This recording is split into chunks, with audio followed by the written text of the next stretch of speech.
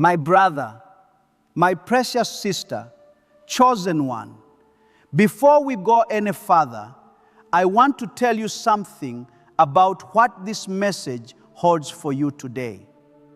Stay with me until the end, because by the time we finish, you will understand exactly why the exhaustion you are carrying right now is not failure.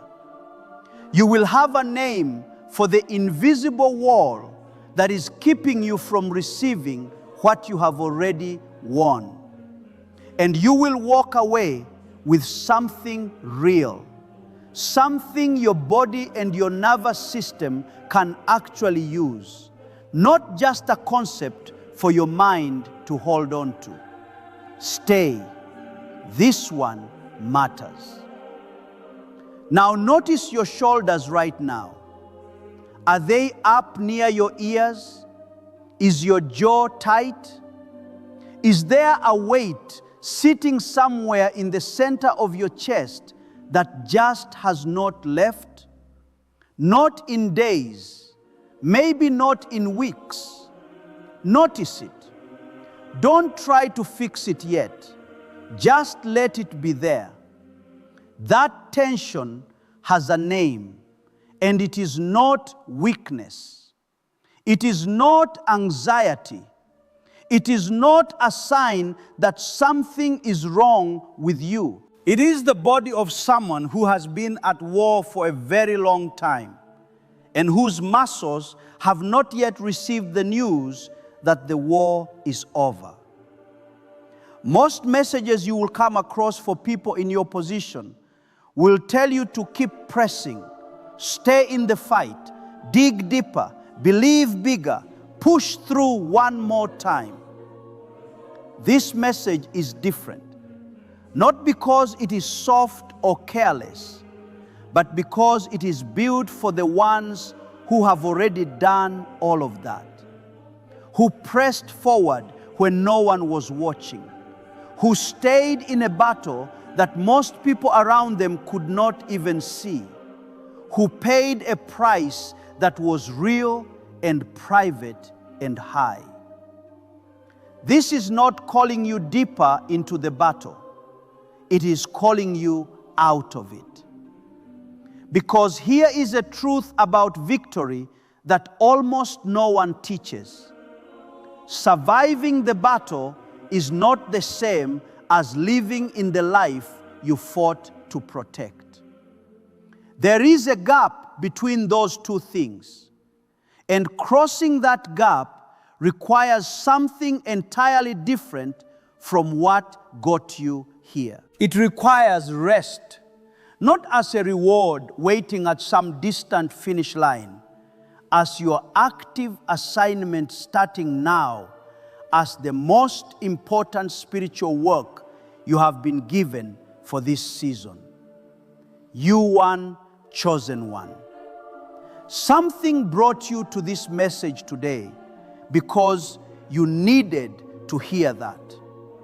And what comes next is waiting for you to receive it. Let's begin now. If the battle is over, why doesn't it feel that way? That is not a failure of belief.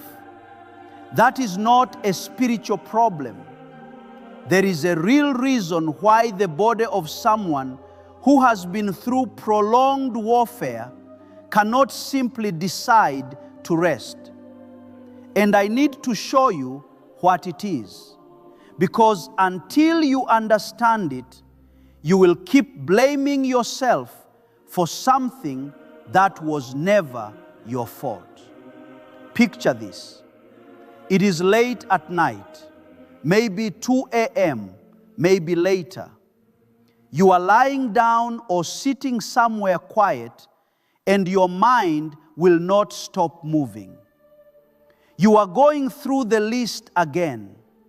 The worries, the what ifs, the things you cannot control. Some part of you knows things are better than they were. Some part of you can see that the worst is behind you, but the alarm inside you has not turned off. And you have been asking yourself, maybe for a very long time now, why can I not just be okay? Here is the answer.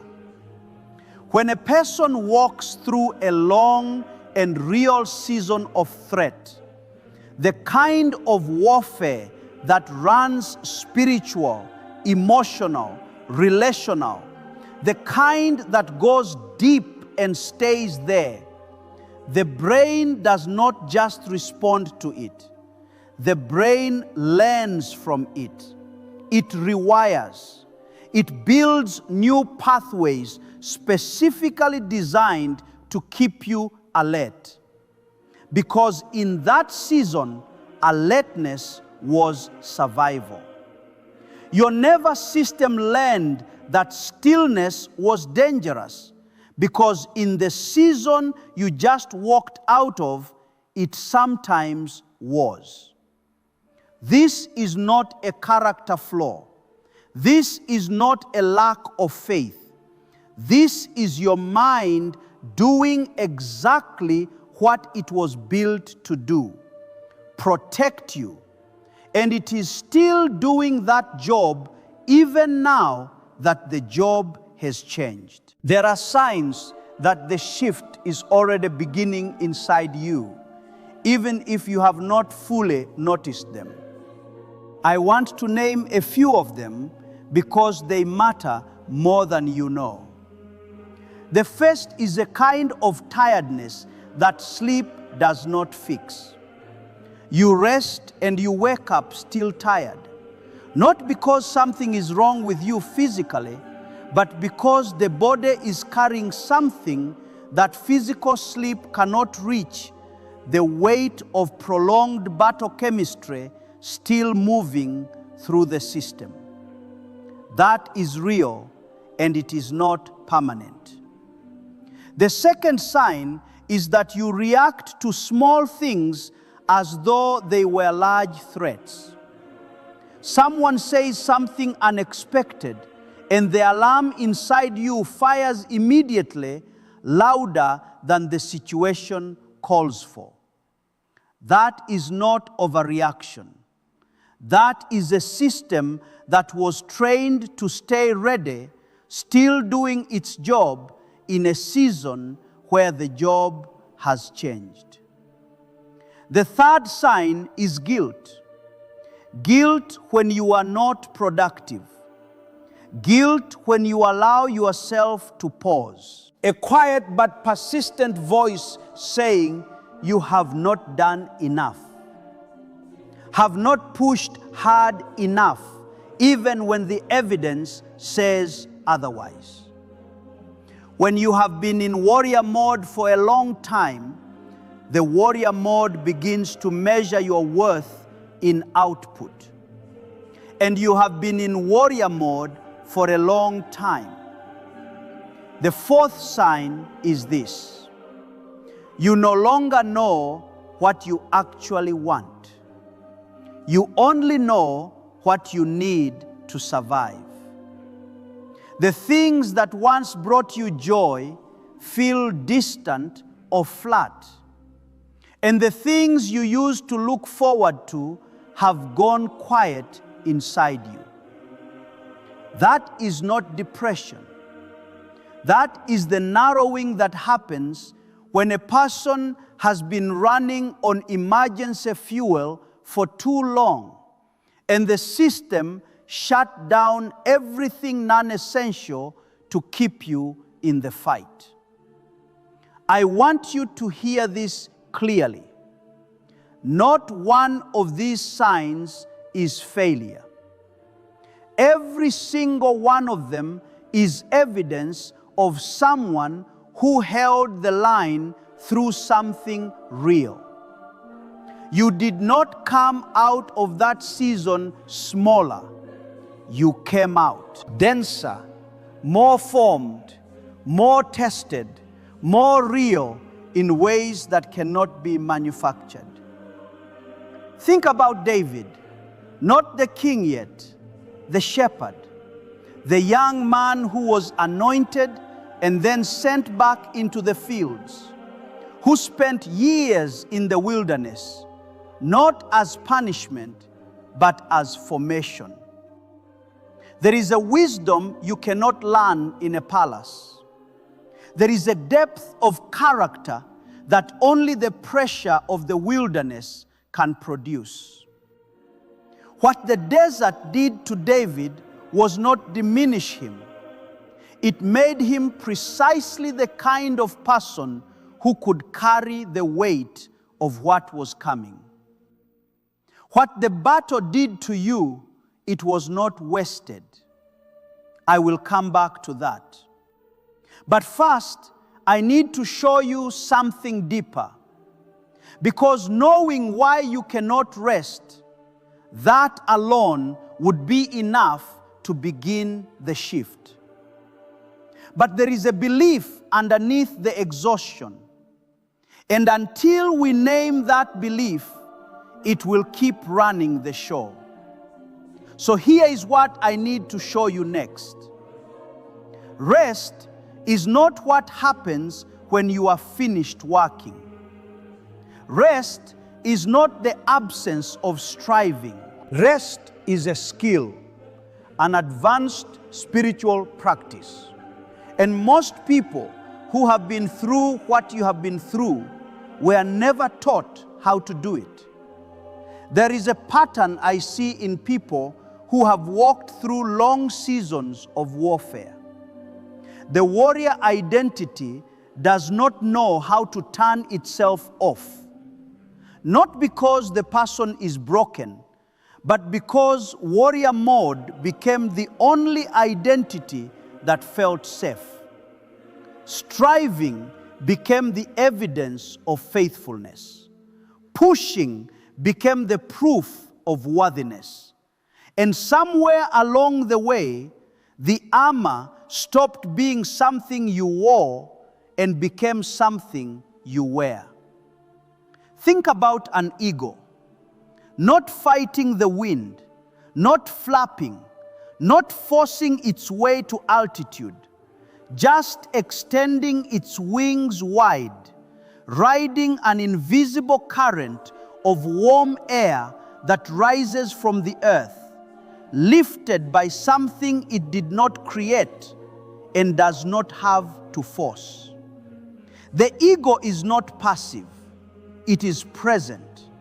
It is extended. It is available to be carried, but it is not striving.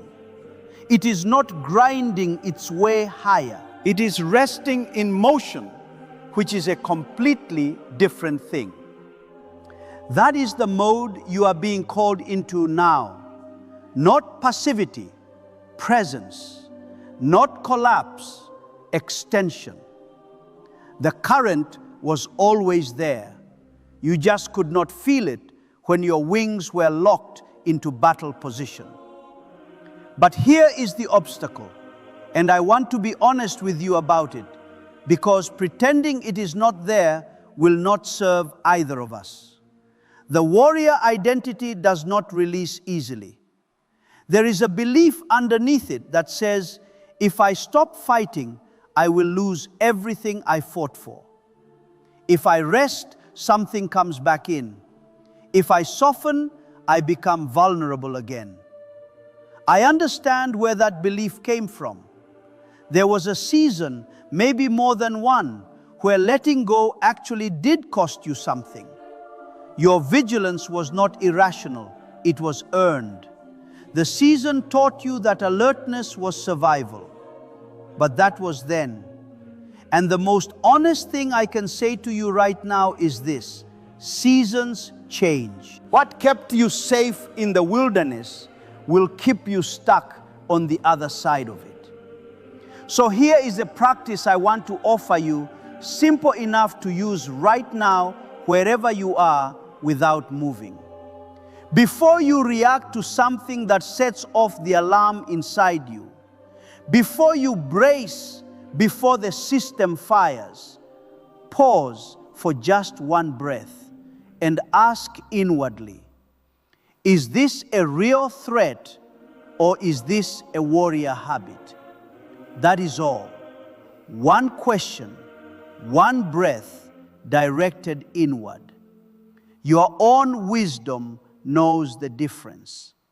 You have been through enough real warfare to recognize what an actual threat feels like. Real danger has weight and clarity. Warrior habit fires automatically before you have even assessed what is in front of you. When you catch it, you do not need to silence it with force. Just acknowledge it inwardly. You are protecting me, and I am safe right now. That recognition, practiced consistently, is how the nervous system begins to learn that a new season has arrived. Now, I want to share something with you right here, because we have been talking about the nervous system, about the body's genuine inability to reset itself after prolonged seasons of battle. And I think this is exactly the right moment for it. The truth is that intention alone is often not enough.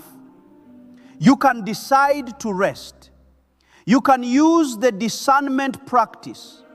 You can tell yourself 100 times that the war is over, and still something in the body holds on. Not because you are failing, but because the brain, after long seasons of sustained stress, become genuinely trained towards certain states and trained away from others. There is a specific brainwave frequency that neuroscientists call gamma, and research from institutions including MIT, Harvard, and Princeton has documented it as the state associated with flow, with clarity, with what many people describe as effortless receiving. Children have abundant gamma. It is why they learn so quickly, why joy comes naturally to them, why they live in a kind of open readiness that adults gradually lose. Beginning around age 7, as pressure and stress and survival demands accumulate, that state begins to dim. Scientists call it the decline effect. For someone who has been through a long season of warfare, that dimming goes deeper. The brain has been rewired toward alert, and it takes more than a good intention to shift it back. A neuroscientist named Dr. Robert Lake spent more than 3 decades studying this specific problem. Drawing on findings from some of the world's most respected research institutions, he developed something unusual. Not a meditation practice, not something that requires an hour a day or years of discipline. A 7-in audio track engineered specifically to re-entrain the brain toward the gamma state. You put on headphones, close your eyes, and listen. That is it. I want to be clear with you. This is not a magic solution. It is not a guarantee of anything. It is a tool, a well-researched, carefully built tool for people who are ready to shift, but whose bodies need support finding the way there.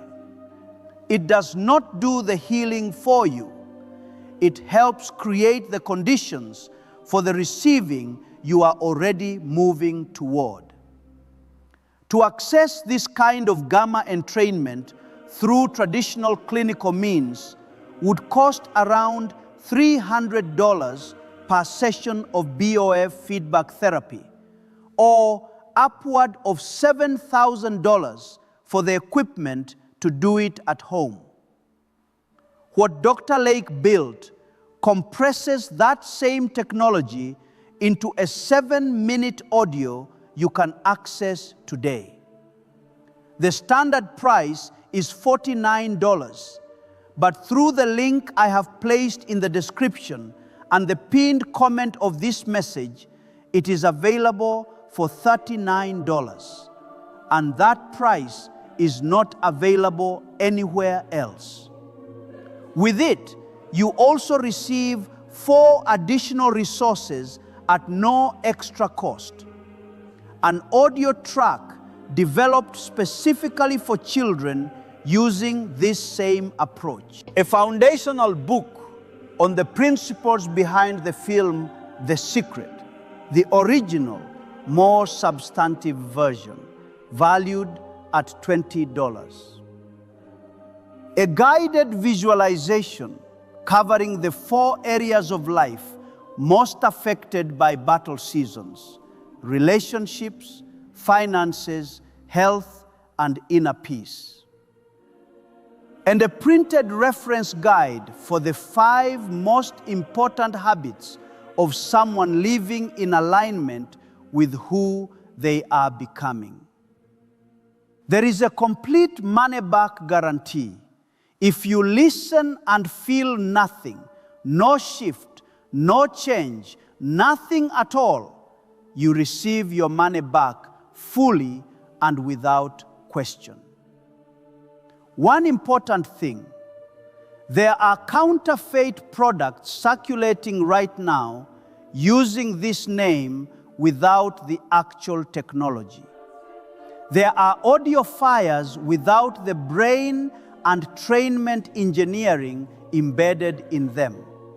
They produce no gamma shift because the science is not there. The only way to receive the real product with the full technology, the 4 bonuses, and the guarantee is through the link in the description and the pinned comment here. Do not search for it anywhere else. What you will find will not be the same thing. If this calls to you, the link is there when you are ready. And if it does not, that is entirely fine. What I am about to share with you in the next part of this message applies regardless. Because here is what I have not told you yet. The reason the battle happened, the real reason, and why the person it made you is not collateral damage, but preparation for something specific, for someone specific, for a season that needs exactly who you have become. Stay with me. Chosen one, let me ask you something directly. Have you ever believed quietly? Maybe in a place you don't say out loud, that the season you just walked out of was a mistake, that it should not have happened the way it did, that the cost was too high, the timeline too long, the price too steep for what you received. I want to sit with that for a moment. Not rush past it, not wrap it in a ball before we have had a chance to honestly look at it. Because the grief is real. What it cost you was real, and you are allowed to hold that without pretending it didn't happen. And I also need to show you something, not to minimize the cost, but to reframe what the cost produced.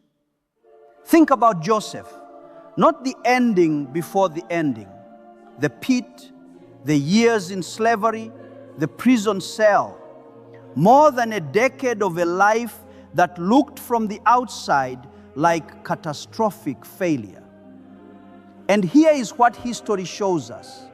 There was not a single thread of wisdom, discernment, or capacity for governance that Joseph carried in the palace. None of it that was not formed in the pit. The pit was not a detour from the assignment. The pit was the curriculum for it. The precision of every hard year was not punishment.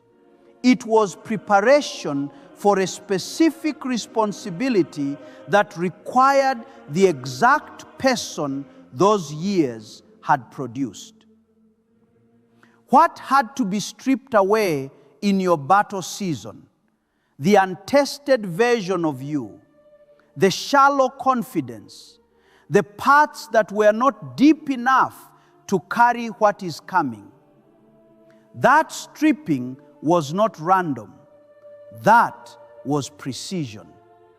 You were being made into something specific for a purpose that is specific. The phoenix does not rise in spite of the fire. It rises because of it. What comes out the other side is not a repaired version of what went in. It is something entirely new, born from the very thing that tried to destroy it. Now let me tell you what the new season looks like. I want to be honest. I cannot give you a specific date or a specific circumstance. What I can give you is a direction, because this is how the shift tends to move, and the signs are already present for those willing to see them. Provision begins to arrive differently in this season, not as the result of relentless effort, but as alignment. Things coming together in ways that feel less like reward and more like return. Something held in trust for you finally being released. Relationships reorganize.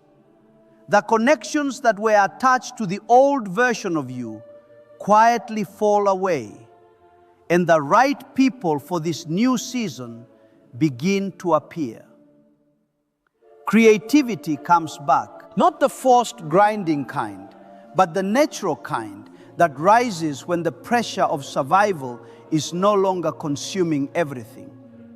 And clarity begins to replace the confusion that was so thick in the wilderness. Not all at once, consistently in the direction of greater peace. If even one of those feels true to you right now, if you can see even a thread of it moving, then the shift has already started. But before we go into the deepest truth of this message, I want to name one last resistance, because most people who have been through what you have been through carry one final quiet belief. It sounds like this: I will never fully recover what was lost. The season cost too much. I am behind now. Something was damaged that cannot fully be repaired. If you have ever thought that, hold it lightly, because what I am about to say is the thing that changes how everything we have covered today lands. Chosen one, here is the truth that makes the rest of it make sense. Your rest is not for you alone. Let me say that one more time, because I need you to actually receive it. Not just hear it, but let it in. Your rest, your recovery, your returning to wholeness, that is not a private indulgence. That is not you stepping back from your calling in this season. That is your calling. There are people whose breakthrough is tied directly to your wholeness, not your performance, not your output, not your ability to rise up and fight one more time. Your wholeness, the specific, irreplaceable quality of a person who came through something real and came out still standing. That is what the people around you need from you. Not a version of you that is running on empty, performing strength. The real version, the healed version, the one that actually arrived. Think about what it means to watch someone live in genuine peace after a genuine battle. Not pretending, not performing, actually settled, actually free for someone who is still in the middle of their war. That is not just comforting. That is proof, living proof, that the other side exists. Proof that it is possible to come out whole, and proof of that kind embodied, real, not theoretical changes.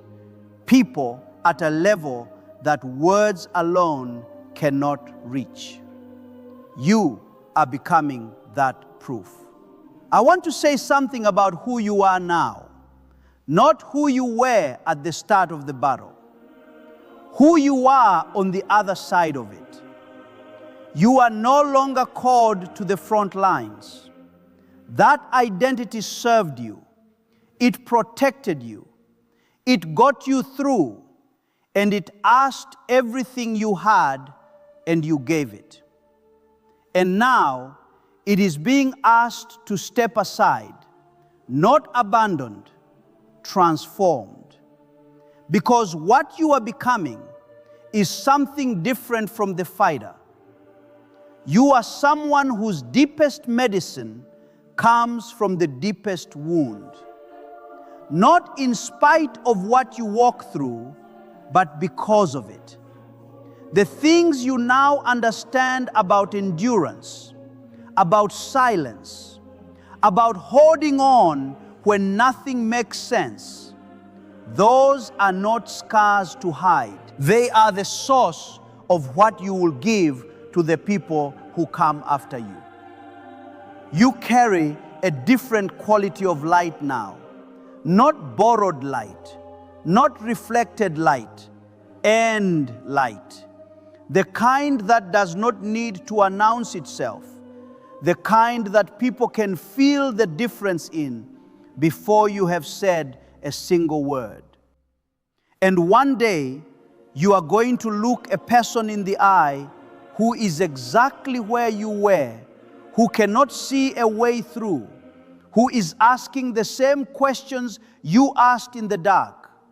And your existence alone, not your advice, not your theology, your existence is going to be the thing that breaks something open in them. You are going to be proof to them that it is possible to come out, and you are someone who is learning the most advanced form of worship, because rest at this level is an act of faith. It says, I trust that the work is not all mine. I trust that what was won stays won. I trust that the ground beneath me holds even when I am not actively maintaining it. That is not passivity. That is the deepest kind of trust. Not surrender to defeat, but surrender to something larger than your own striving. Think about Ruth, not the ending, the moment just before it, the moment when she lay down at Boaz's feet, not fighting, not performing, not proving herself, just positioning herself to be seen and to receive. The act of lying down was the act of claiming. The receiving was the breakthrough, not the striving that came before the receiving. That single act of open-handed trusting, deliberate rest, changed her lineage. That is your posture now. Open hands, extended wings, not fighting the invisible current, resting in it and rising. I want to say this slowly, and I want you to let it land. The battle is over. The victory belongs to you. Not someday now.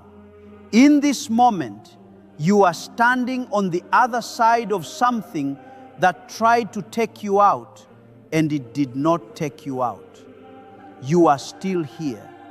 You are still standing, and that is not a small thing. You are not a casualty of what you survived.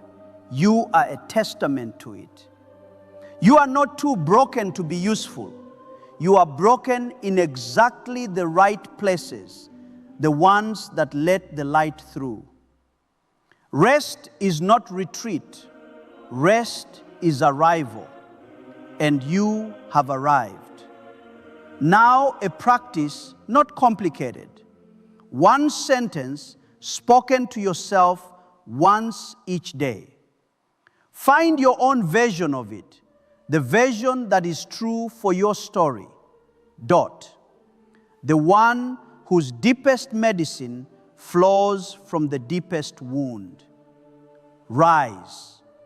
We call forth the light bearer, the one who carries end light into spaces that borrowed light cannot reach, and changes the atmosphere simply by being present. Rise.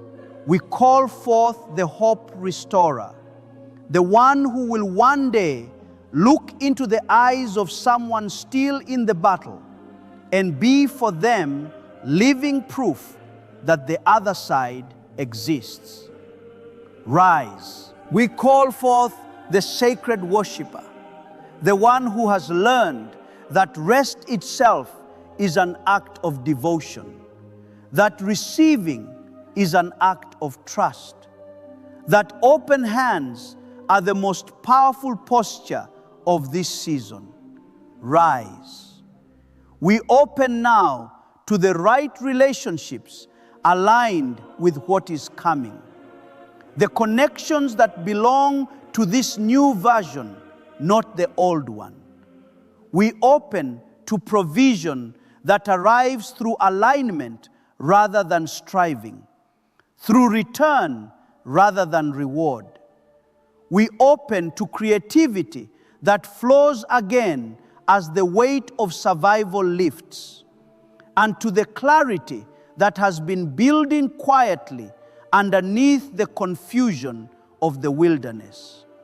And we protect what is rising. We cover this becoming from self-sabotage, from the pull back to old patterns, from exposure before what is being built is strong enough to carry the weight of being seen. What was won in the battle, let nothing pull it back underground.